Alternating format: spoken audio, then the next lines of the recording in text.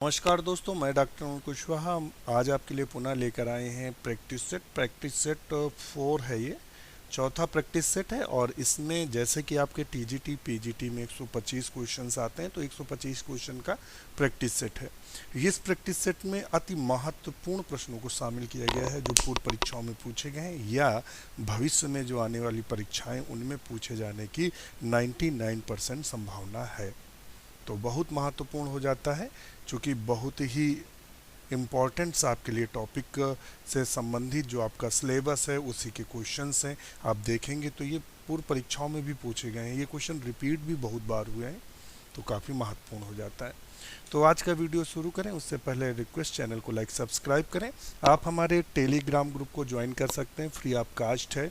वो एक ऐसा मंच है जहां आप क्वेश्चन डिस्कशन कर सकते हैं और वहां आप बुक्स प्राप्त कर सकते हैं, किताबें प्राप्त कर सकते हैं इंपॉर्टेंस तैयारी के लिए, और नोट्स प्राप्त कर सकते हैं। आप वहाँ नोट्स ले सकते हैं, नोट्स दे सकते हैं, दूसरों की सुन सकते हैं, दूसरों की सुना सकते हैं दूसरों को, परंतु वहाँ गुड मॉर्निंग गुड इवनिंग मना है। आप टेलीग्राम पे सर्च कर सकते हैं डॉक्टर नोट्स, बिना डॉट लगाए डॉक्टर नोट्स बायो करके सर्च करेंगे तो जो यूट्यूब का सिंबल आता है वही सिंबल वहाँ आएगा, उसको आप ज्वाइन कर सकते हैं। और इसका लिंक हम डिस्क्रिप्शन में दे देंगे टेलीग्राम का, तो आप वहाँ से भी ज्वाइन कर सकते हैं जैसे भी आपको सुविधा मिले। तो शुरू करते हैं आज का वीडियो। पहला क्वेश्चन जैसा कि आपको स्क्रीन पे दिख रहा है, which is the largest body cell. Body सबसे लार्जेस्ट बॉडी सेल कौन सी है? तो आरबीसी है या न्यूरॉन्स हैं, ओस्टियोसाइट्स हैं या स्पर्म है। तो सबसे जो बड़ी सेल्स मानी जाती है वो है न्यूरॉन्स। क्या है? न्यूरॉन्स। जो न्यूरॉन्स होती है वो एक्टोडर्म से बनती है। भी क्वेश्चन पूछा है कि न्यूरॉन्स का डेवलपमेंट किससे होता है, तो न्यूरॉन्स का जो डेवलपमेंट होता है वो एक्टोडर्म से है, ध्यान रखिएगा।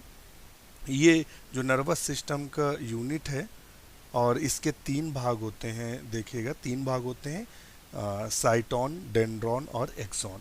तो कभी कभी पूछ सकता है न्यूरॉन्स के कितने भाग होते हैं? साइटोन, डेंड्रॉन और एक्सॉन, 3 भाग हो सकते हैं। नेक्स्ट क्वेश्चन देख लेते हैं। नया क्वेश्चन हमसे क्या कह रहा है?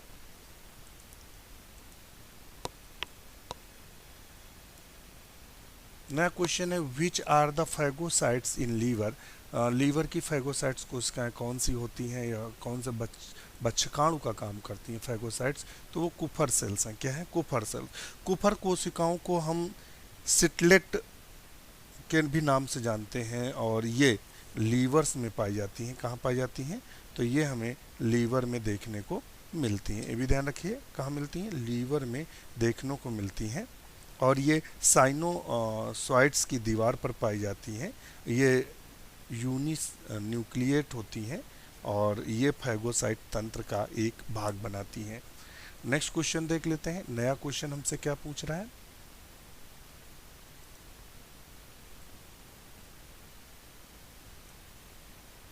नया क्वेश्चन है ड्यूरिंग सिस्टोल ऑफ हार्ट। तो 2 स्टेज होती हैं, एक होता है सिस्टोल और एक होता है डायस्टोल। क्या होता है? एक होता है सिस्टोल में सिकुड़ना, डायस्टोल में फैलना। तो हृदय का संकुचन के दौरान आर्किल एंड वेंट्रिकल कॉन्ट्रैक्ट होते हैं। आलिंद एवं निलय अलग अलग प्रमुखित होते हैं। आर्किल एंड वेंट्रिकल कॉन्ट्रैक्ट सिमुलटेनियसली होते हैं, ओनली आर्किल कॉन्ट्रैक्ट होते हैं, ओनली वेंट्रिकल होते हैं। तो अब इसका आंसर सही क्या होगा? तो इसका आंसर जो 3 का सही होगा वो ए होगा। आर्किल और वेंट्रिकल अलग अलग मतलब सिस्टोल होते हैं। क्योंकि आर्किल जब सिकुड़ता है तो वो वेंट्रिकल में ब्लड आता है, वेंट्रिकल जब सिकुड़ता है तो बॉडी में ब्लड जाता है। ये इनकी प्रोसेस होती है। और जब आर्किल फैलता है तो बॉडी से ब्लड जो सुपीरियर वो से एंटीरियर और पोस्टीरियर वेना कहवा है, शायद वेना कहवा है या संरचना है, मुझे याद नहीं आ रहा है। मैं अभी आपको कंफर्म करके बता दे रहा हूँ।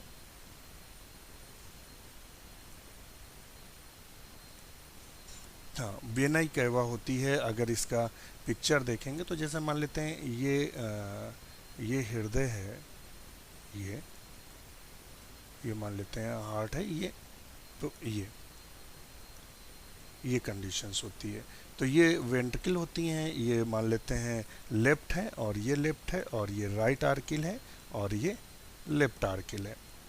राइट आर्किल, ये राइट वेंट्रिकल और राइट आर्किल, और लेफ्ट वेंट्रिकल आर्किल और लेफ्ट वेंट्रिकल ये है। अब यहाँ से दो इस तरह की संरचनाएं लगी रहती हैं, इसको हम सुपीरियर वेना केवा बोलते हैं।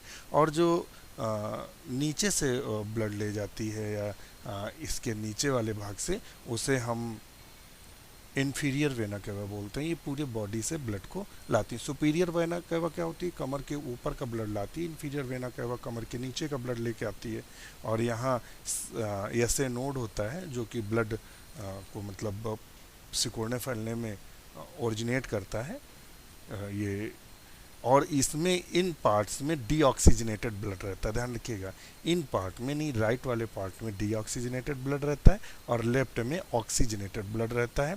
यहाँ 3 ट्राइकस्पिड वाल्व पाए जाते हैं, यहाँ बाइकस्पिड वाल्व पाए जाते हैं, तो ध्यान रखिएगा। यहाँ ट्राइकस्पिड वाल्व, यहाँ बाइकस्पिड वाल्व पाए जाते हैं।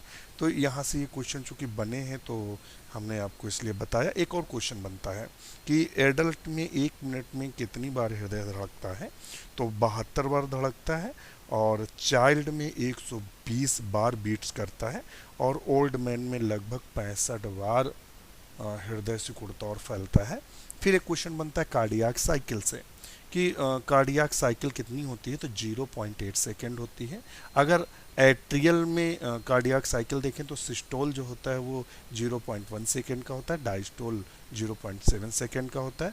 वेंट्रिकुलर कार्डियक साइकिल की बात करें तो इसका जो सिस्टोल होता है 0.3 सेकेंड का होता है, डायस्टोल जो होता है वो 0.5 सेकेंड का होता है। तो ये क्वेश्चन चूँकि बने हैं इसीलिए हमने थोड़ा सा इनमें आपको डिस्कस कर दिया। एक स्ट्रोक वॉल्यूम से भी क्वेश्चन बना है कि लेफ्ट वेंट्रिकल की वाल सबसे ज़्यादा मोटी होती, तो पूछ देते हैं हृदय में सबसे वाल किसकी मोटी होती, तो लेफ्ट वेंट्रिकल की वाल सबसे ज़्यादा मोटी होती, जबकि आर्किल वाल थिन होती। ये जो आर्किल वाल होती ये थिन होती, ये ज़्यादा मोटी होती। तो ये क्वेश्चंस बने हुए हैं, कभी ऐसा मौका मिला तो आपको इसकी ढेर सारी और जानकारी देंगे।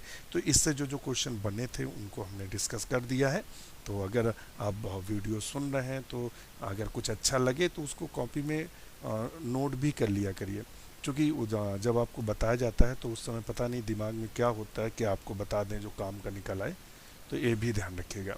अगर कोई क्वेश्चन में कन्फ्यूज़न है तो उसको स्क्रीनशॉट लेके टेलीग्राम चैनल पे डाल सकते हैं, वहाँ कई लोग आपको आंसर दे सकते हैं या हमारे द्वारा भी दिया जा सकता है। क्योंकि हम क्या करते हैं, हर एक क्वेश्चंस को चेक नहीं करते हैं। हम जहाँ से मैटर लेते हैं वहीं के आंसर आपको उपलब्ध करा देते हैं। जहाँ हमें लगता है कि ये क्वेश्चन अगर पकड़ में आ गया, हाँ कुछ गलत है, तो उसको सर्च करते हैं, नहीं तो फिर वैसे उपलब्ध। तो अगर ऐसा कुछ है तो आप वहाँ क्वेश्चन कर सकते हैं।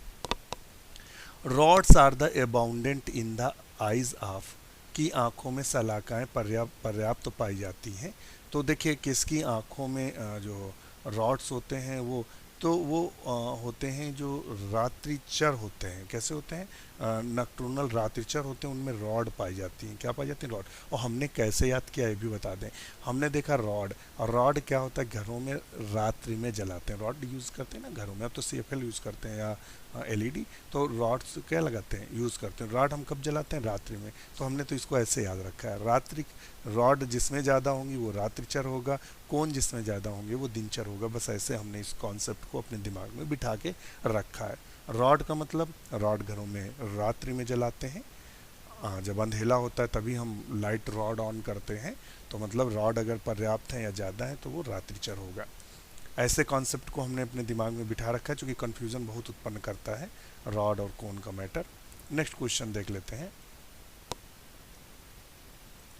Pyruvic acid before combining with the oxaloacetic acid और citric acid cycle become. Pyruvic अम्ल सिट्रिक अम्ल चक्र में ऑक्सैलोएस्टिक एसिड अम्ल से जुड़ने से पहले बनाता है। तो पूरी आपको क्रेब्स साइकिल बनानी पड़ेगी, तब आपको पता चलेगा। तो देखते हैं क्या बना रहा है। ऑक्सैलोएस्टिक एसिड बनाने से पहले क्या बनाता है, तो 5 का सही आंसर है डी, एस्टिल कोएंजाइम ए। क्या बनाता है, acetyl coenzyme A. Next question देख लेते हैं। नया क्वेश्चन हमसे क्या है पूछ रहा है, पायरुविक अम्ल में देखो इसमें भी एक है कि पायरुविक अम्ल ग्लाइकोलिसिस का अंतिम उत्पाद पायरुविक एसिड होता है। ये क्वेश्चन पूछा गया है।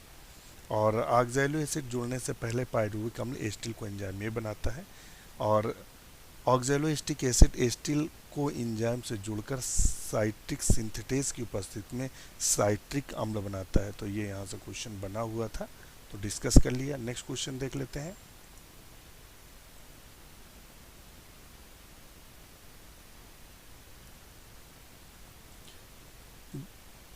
The three basic chordate character are found in the adult. तीन प्राथमिक कॉर्डेट लक्षण वयस्क अवस्था में पाए जाते हैं, तो ब्रैंकियोस्टोमा में देखने को मिलते हैं। कहाँ देखने को मिलता है? ब्रैंकियोस्टोमा में देखने को मिलते हैं।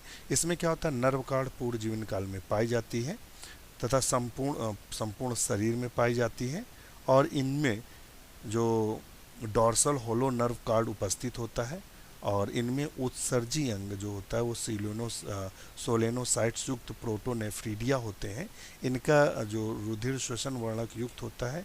इनमें जो हार्ट होता है वो अब्सेंट होता है, परंतु ब्लड सर्कुलेशन सिस्टम पाया जाता है। तो ये यहाँ से जो पूछा है उसका आंसर बी ही सही होगा।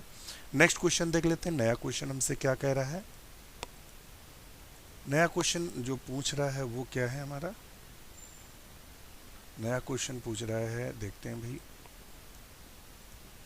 If the blood group of mother is B and father is A और बी है, what will be the likely blood group of the children? तो चिल्ड्रन में ब्लड ग्रुप क्या होगा तो बताइएगा। अगर ए और बी है तो इसके एलील्स भी बना लेते हैं, क्रॉस इसका कराना पड़ेगा। ए और ये 0 बनता है, तो इसका कौन सा होगा? तो इसका सही आंसर जो हम देंगे वो क्या होगा? तो इसके ब्लड ग्रुप जो होंगे वो ए, ए बी, बी, ओ, ये चारों ब्लड ग्रुप होंगे। नेक्स्ट क्वेश्चन देख लेते हैं। नया क्वेश्चन हमसे क्या कह रहा है? Asthma is a respiratory disease is caused due to, किसके कारण होती है? तो ये होती है स्पैस्म ऑफ ब्रोंकियल मसल्स। ध्यान रखिएगा, दमा श्वसन संबंधी एक रोग है। ये ब्रोंकियल पेशियों में स्पाज्म से उत्पन्न होता है। ऐसा रोग जिसमें रोगी को खांसी और गले में खराश, कभी कभी दौरे उत्पन्न होते हैं, किंतु मुख्य रूप से ब्रोंकियल दमा का स्थल महत्वपूर्ण है। मस्तिष्क संबंधी सहज निर्बलता इस रोग का प्रधान कारण है। वैसे एलर्जी संक्रमण माध्यम में भी यह रोग होता है। कुछ परिवारों में यह रोग पीढ़ी दर पीढ़ी चलता रहता है। दमे का दौरा प्रायः रात्रि में प्रारंभ होता है, जो 30 मिनट से 2 घंटे तक रहकर श्वसन स्वतः शांत हो जाता है।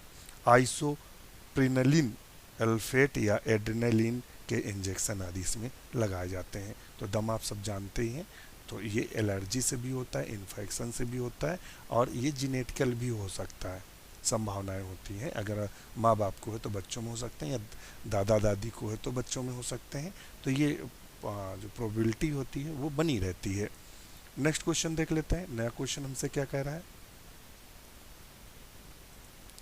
Blood glucose level in man is regulated by, मनुष्य में रुधिर शर्करा स्तर को नियंत्रित किया जाता है तो वो दोनों के द्वारा, ग्लूकागॉन और इंसुलिन के द्वारा, दोनों के द्वारा इसको नियंत्रित किया जाता है। ग्लूकागॉन और, तो इसका आंसर बी सही होगा।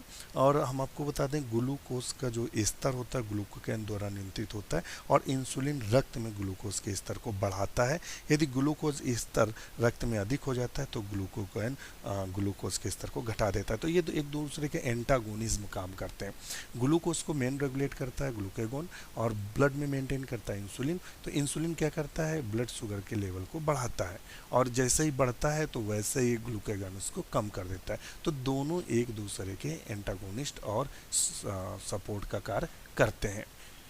नेक्स्ट क्वेश्चन देख लेते हैं।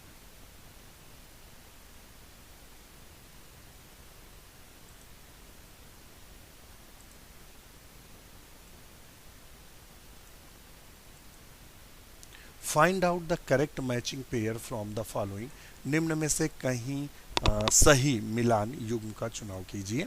तो देख लेते हैं भाई, vitamin D, calcitonin, parathyroid, hyperglycaemia, glucagon, thyroxine, rickets, vitamin D, creatinine. तो क्या कह रहा है? मैचिंग पेयर द फॉलोइंग, आपको इसको सही मिलाना है। तो हाइपर जो ग्लाइसेमिया ग्लूकागॉन बता रहा है, और कैल्सिटोनिन जो है वो पैराथायराइड। तो इसका सही आंसर जो है वो है डी, क्या है, हाइपरग्लाइसीमिया वाला सही है। नेक्स्ट क्वेश्चन देख लेते हैं। इसकी अधिकता से रक्त शर्करा का स्तर बढ़ जाता है। ध्यान रखिए, अल्फा कोशिकाओं द्वारा ग्लूकागॉन हार्मोन स्रावित होता है। इसकी अधिकता से रक्त शर्करा का स्तर बढ़ जाता है, जिससे हाइपरग्लाइसीमिया कहते हैं। क्या कहते हैं? हाइपरग्लाइसीमिया कहते हैं। नेक्स्ट क्वेश्चन देख लेते हैं।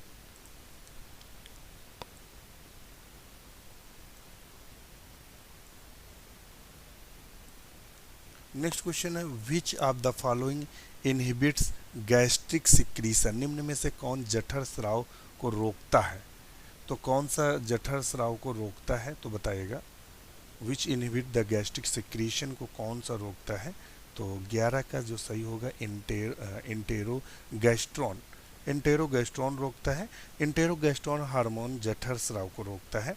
और कैल्सीटोनिन पैंक्रियाज के स्राव को प्रेरित करता है। गैस्ट्रिन जो इसमें हार्मोन दिया हुआ है वो जो गैस्ट्रिक जूस है स्राव को बढ़ाता है। तो आप समझ गए होंगे, ये ऑप्शन इसका ये सही है। नेक्स्ट क्वेश्चन देख लेते हैं। नया क्वेश्चन हमसे क्या कह रहा है।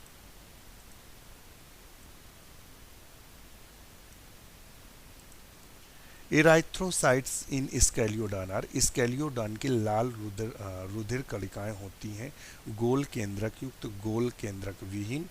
और देखते हैं क्या कह रहा है। और ओवल न्यूक्लिएटेड, ओवल न्यूक्लिएटेड। तो इनकी कैसी होती हैं? तो आप इन 4 ऑप्शंस को देखकर बताइएगा। तो स्कैलियोडान को हम डॉगफिश भी कहते हैं। इनकी लाल रुधिर कणिकाएं अंडाकार तथा केंद्रक युक्त होती हैं। तो ओवल शेप्ड होती हैं और न्यूक्लिएटेड होती हैं। तो इसका आंसर जो होगा वो सी सही होगा। ध्यान रखिएगा। जबकि मनुष्य की जो रेड ब्लड सेल्स होती हैं उनमें केंद्रक नहीं पाया जाता है, जो ऑक्सीजन के वाहक के रूप में अधिक उपयुक्त बनाता है। ध्यान रखिएगा, न्यूक्लियस ना पा जाना जो ऑक्सीजन को ज़्यादा मतलब वहन करने में मदद करता है। और ऊंट और लामा के लाल रुधिर कणिकाओं में केंद्रक पाया जाता है। ये एक्सेप्शनल केस है। क्वेश्चन बने हैं कि कौन से मैमल्स हैं जिनमें केंद्रक पाया जाता है। खासकर कैमल ऑप्शन अक्सर दिया रहता है। Only one ovary is present in the. तो ओवरी एक जो पाई जाती है वो चिड़ियों में पाई जाती है। किसमें? बर्ड्स में। तो देख लेते हैं भाई क्या है ऑप्शन कुछ दिया है, ये दिया only one ovary is present in the. तो ओनली वन ओवरी जो पाई जाती है वो बर्ड्स में देखने को मिलती है। और ये जो बर्ड्स होती है बाएं तरफ स्थित होता है। यह शरीर के भार को कम करने में सहायक होता है, जिससे उड़ने में सहायता मिलती है। देखिए जो प्रकृति है कैसे बैलेंस की है, उसको एक ओवरी दे के रखे हैं जिससे उसका वेट कम हो। हड्डियां कैसी होती हैं? पोली होती हैं, जिससे उसके अंदर एयर रहे और वो हल्की रहे। तो वो सब उनमें अकॉर्डिंग सब बैलेंस किया हुआ संरचनाएं पाती हैं। तो बाएं वाली ओवरी पाई जाती है। तो ऑप्शन सी सही है। नेक्स्ट क्वेश्चन देख लेते हैं। नया क्वेश्चन हमसे क्या कह रहा है। ऑस्मोट्रॉफी इज फाउंड इन। ऑस्मोट्रॉफी किस में देखने को मिलता है? ऑस्मोट्रॉफी किस में देखने को मिलता है? तो 14 का जो सही आंसर है वो है डी, टीनिया में। किस में देखने को मिलता है? टीनिया में ऑस्मोट्रॉफी देखने को मिलता है। होस्ट में विसरण द्वारा भोजन ग्रहण करने की विधि को ऑस्मोट्रॉफी कहते हैं। तो ये भी ध्यान रखिएगा, ऑस्मोट्रॉफी किसे कहते हैं? तो डिफ्यूज़न के द्वारा जो भोजन ग्रहण करने की प्रक्रिया है उस प्रक्रिया को हम ऑस्मोट्रॉफी के नाम से जानते हैं। तो कभी भी क्वेश्चन पूछ दे तो इसका सही आंसर है टीनिया। और ये जो टीनिया होता है ये ह्यूमन के स्मॉल इंटेस्टाइन में पाए जाते हैं। अंतःपरजीवी हैं। इनको हम फीता क्रम के भी नाम से जाते हैं, टेपवर्म के भी नाम से जानते हैं। क्वेश्चन नंबर 15 देख लेते हैं। 15 क्वेश्चन हमसे क्या कह रहा है। In which of the following places is the ookinete stage of malaria parasite found in. तो ओकाइनीट अवस्था निम्न में से कहाँ पाई जाती है? तो ओकाइनीट अवस्था कहाँ देखने को मिलती है बताइएगा। स्लेवरी ग्लैंड ऑफ मॉस्किटो या स्टोमक ऑफ मॉस्किटो। तो जो ये अवस्था देखने को मिलती है वो कहाँ मिलती है? तो अब बताएं, 4 ऑप्शन आपके सामने हैं। तो 15 का जो सही आंसर है वो है डी, स्टोमक ऑफ मॉस्किटो में देखने को मिलती है। यह मलेरिया परजीवी एक अवस्था है ध्यान रखिएगा। नेक्स्ट क्वेश्चन देख लेते हैं। Schistosoma is commonly called, schistosoma को हम और किसके नाम से जानते हैं?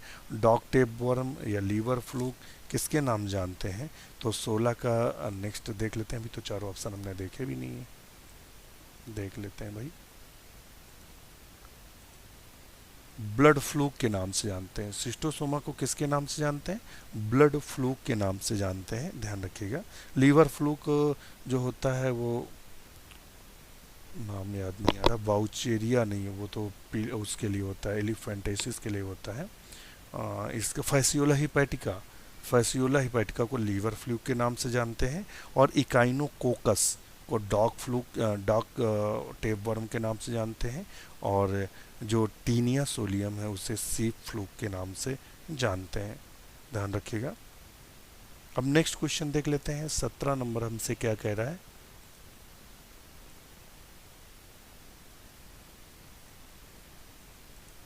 The seventh visceral arch in shark, reptiles and mammals from, shark सरीसृप स्तनधारियों में पाई जाने वाली 7वीं विसरल आर्च श्वसन आर्च बनाती है। तो वो क्या बनाती है? 7वीं किसमें बता रहा है? शार्क सरीसृप एवं स्तनधारियों में 7वीं जो आर्च होती है वो क्या बनाती है? तो 17 का जो सही आंसर है डी, हायोइड एंड एपिग्लॉटिस। क्या बनाती है? हायोइड एंड एपिग्लॉटिस का निर्माण करती है, ध्यान रखिएगा। शार्क सरीसृप स्तनधारी में पाई जाने वाली 7वीं विसरल आर्च हायोइड तथा एपिग्लॉटिस बनाती है। तीसरी जो विसरल आर्च होती है वो कैरोटिड धमनी, चौथी विसरल आर्च जो होती है सिस्टेमिक धमनी, छठवीं विसरल आर्च पल्मोनरी धमनी बनाती है। तो यहाँ से ये आपको, नेक्स्ट क्वेश्चन देख लेते हैं।